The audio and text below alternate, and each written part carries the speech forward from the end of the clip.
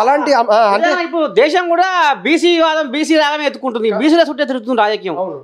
So కాబట్టి ఇది convert అంటే ఓటర్స్ ఎలా కన్వర్ట్ అవుతారు, ఓటర్స్తో పాటు లీడర్ కన్వర్ట్ అవుతారు, లీడర్తో పాటు పార్టీ కన్వర్ట్ అవుతుంటుంది. సో ఇది ఇలా మారుతుంటుంది 2 రోజులకు ఒకసారి. నేను అందుకే ప్రతి 2 రోజుల కోసం నేను పబ్లిక్ బయటకి వెళ్తుంటాను. 2 రోజుల కోసం ఎలక్షన్ టైంలో ఓటర్స్ 2 రోజుల కోసం మారుతుంటారు. సో అది కూడా నేను అబ్జర్వేషన్ చేస్తూ చెప్తుంటాను. సో ఇప్పుడు మన సుధీర్ రెడ్డి గారు చేసిన వ్యాఖ్యలు చాలా మంది ఆవేశపూర్తిగా అంటే మా వ్యక్తిని అన్నప్పుడు ఆవేశపూర్తిగా ప్రసంగం ఇస్తారు.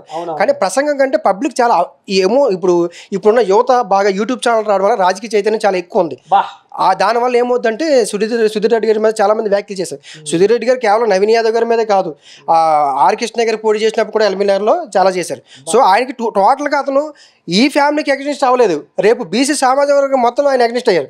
అప్పుడు ఏమవుతుందంటే రేపు ఆయన పోటీ చేసినప్పుడు వాళ్ళందరూ అగ్నిస్ట్ అయ్యే అవకాశం ఉంది. సో రాజకీయ పరంగా ఉన్నప్పుడు ప్రతి కమ్యూనిటీని మనం గౌరవించాలి, ప్రతి వ్యక్తిని గౌరవించాలి. ఒకవేళ అతనికి మీకు ఏదైనా వ్యక్తిగత అభిప్రాయాలు ఉంటే అది కూర్చోవాలి, డిస్కస్ చేసుకోవాలి తప్ప ఒక వ్యక్తి యొక్క అలంకరణని, ఒక వ్యక్తి యొక్క బాడీ లాంగ్వేజ్ని మీరు వేరే రకంగా డైవర్ట్ చేసి మాట్లాడే విధానం అనేది అది ఎమోషనల్గా చాలా స్ట్రెంత్ ఉంటుంది. సో నేను ఇంకో విషయం చెప్పాను, చాలామంది చెప్పాను మీడియా వాళ్ళకు కూడా, ఈ నవీన్ యాదవ్ గారి ప్రచారాన్ని బీఆర్ఎస్ పార్టీ క్యాచప్ చేసుకుంటుంది.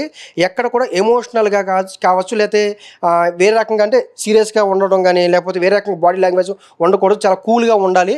ఏ రకమైన చిన్న ఇన్సిడెంట్ జరిగినా బీజేపీ బీఆర్ఎస్ క్యాచప్ చేస్తాయని చెప్పాను. సో అదే అంశం మీద కూడా వాళ్ళు క్యాచప్, అసలు ఏమీ లేకపోతే వాళ్ళ ఫాలోవర్స్, వాళ్ళ కుటుంబ సభ్యులు, వాళ్ళ బంధువులు ఒక్కొక్క రకంగా బాడీ లాంగ్వేజ్ ఉంటుంది. ఇప్పుడు రామరెడ్డి గారు ఉన్నారు ఓసే రాములు సినిమాలో, ఆయన నిజంగా రామరెడ్డి కాదు.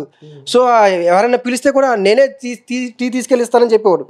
సో అలాగంటే ఒక వ్యక్తి యొక్క బాడీ లాంగ్వేజ్ చూసి, గంభీరత్వం చూసి అతను ఇలా అని మనం ఐడెంటిఫై చేయడం అనేది పూర్తిగా రాంగ్. అది